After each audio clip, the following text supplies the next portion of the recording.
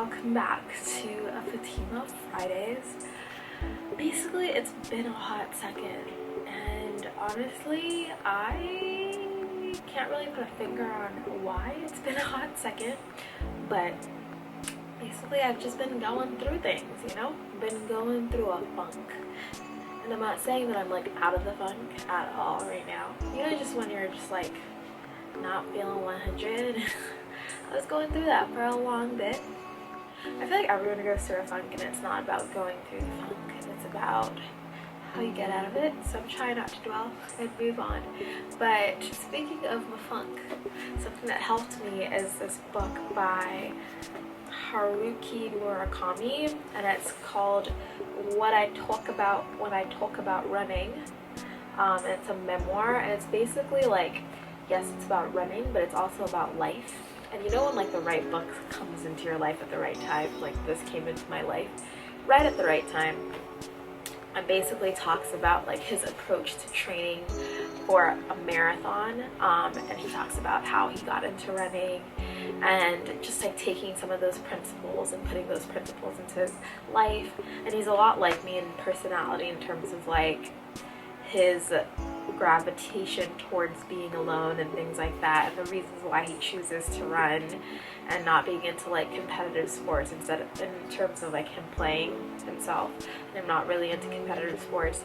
I'm of the mindset of like my biggest competition is myself, and so it's a lot harder for me to like go into like basketball or football or something and actually be a player in those sorts of settings, because the motivations, I guess, that motivate everyone else don't really motivate me as much. So yeah, and I've started running a lot more because of this, and it was just okay, you know, it was like reassurance that I needed in that time, that it's okay that I am who I am and there's nothing wrong with that.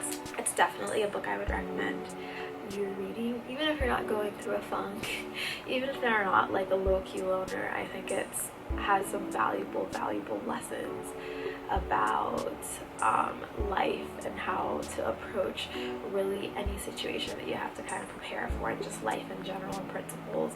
Just generally, if you're needing a little motivation, but in a very unique way, I would say go out and check that out for sure. Now, moving on to another topic that I wanted to hit on. Okay, I feel like everyone knows this. I was late to this bandwagon, but the whole Donald Trump thing and the coming out of what he said about women and how that's causing an uproar. And all I have to say about this, and I'll include this meme if I can find it. My friend sent me something, and it was like, this is like reading Harry Potter in its entirety and getting to the end of it and realizing that Voldemort was actually a bad guy. Like, basically, that's how I feel about this situation, really. So that's pretty much it. All I wanted to say about that topic. I'm gonna move on, because otherwise I'm just gonna get angry. And ain't nobody got time for that. And ain't nobody got time for that. And ain't nobody got time for that. The last thing I'm gonna talk about is the whole Dakota Access Pipeline, and Shailene Woodley being arrested there, and how that's caused some interesting thoughts in my head. First of all, the Dakota Access Pipeline, to me, it's absolutely ridiculous that this is even a frickin' conversation. I'm just appalled at us as a society that we would decide to go through lands of people who we've already taken so much from, okay? And meaning, to me, the Native Americans, Native Indians, indigenous people of this land. And on top of that, we're going through and desecrating the lands they hold dear and they hold sacred even more by putting a pipeline, okay, an oil pipeline, that not only will cause the obvious destruction that you can see like visibly, but like stuff that can happen years down the line that can affect children, women, pregnant women, families, fathers, brothers, sisters, just people in general. People could get sick if this pipeline breaks, if there's like a leak, if there's anything that happens with this pipeline. these people are going to be affected, and yet it's okay. It's okay. All these other people are making these decisions that are later going to affect these people. And to me, it's absolutely insane. Like, I just cannot imagine it. Like, to me, there's a lack of empathy. Like, homeskill it.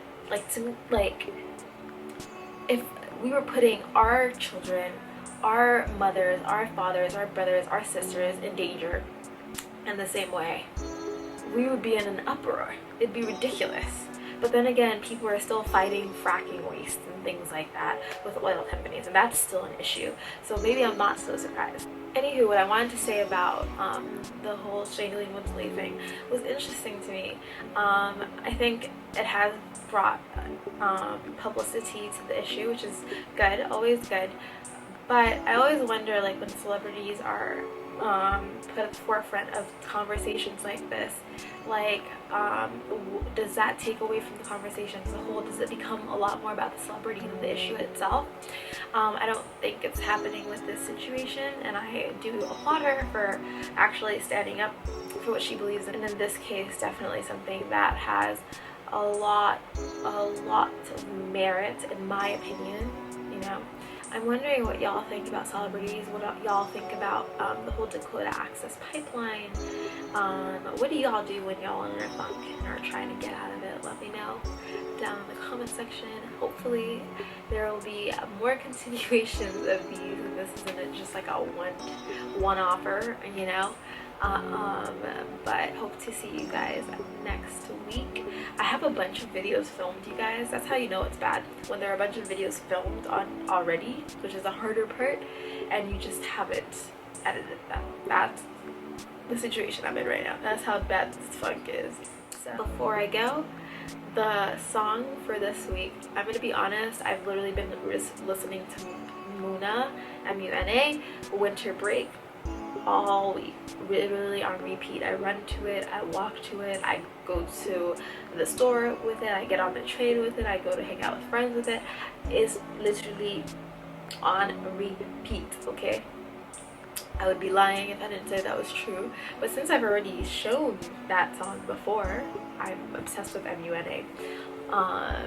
I'm gonna also say Jason Aldean's new album, and I'm obsessed with so many of the songs on the new album, but she gave me a reason to love LA. I never had a reason to get away, I never had a reason to see this place. She gave me a reason to love LA. And Bad. But when you're bad, and you're looking at me just like that, reach up and you take my hand and you are two of my favorites, and like the first time, gosh, just everything. So I bought the album, and you guys, y'all know I love country music, so it's not surprising, but a lot of people say he isn't country anymore.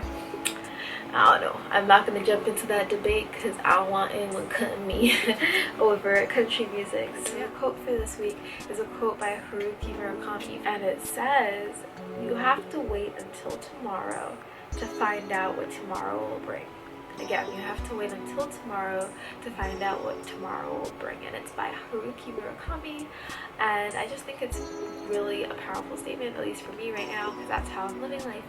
I'm just trying to wait until tomorrow, not stress too much, trying to like take it day by day, take the days, and work that way.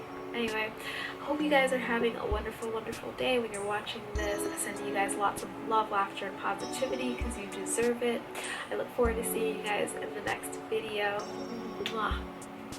Be sure to like, comment, and subscribe if you want to see more of these. And please join the conversation down below because I like talking to you guys. dance like that, say look, don't touch. I never